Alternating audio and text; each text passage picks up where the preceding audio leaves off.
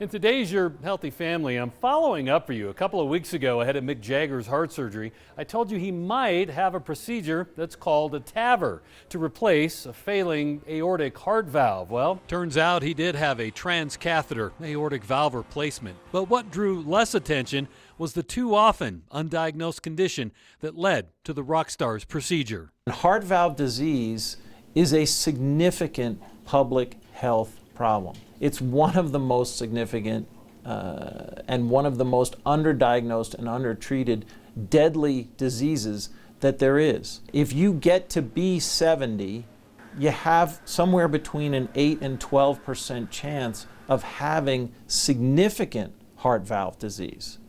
And if you have that heart valve disease, it is a major risk factor for death or complications when you have something else happen. What's most alarming, says Dr. Walensky, is the amount of very sick people with heart valve disease who are not being treated.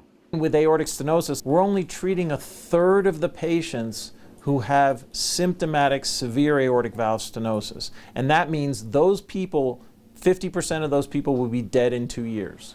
And we can treat them with an operation, either TAVR or surgical valves, because a surgical aortic valve replacement, in my hands, has a less than 1% operative mortality. And it's similar with TAVR. Yeah. You know, it's less than 2%. We have a deadly disease that can be treated with an operative mortality of less than 2%, and we're only treating a third of the people who have it.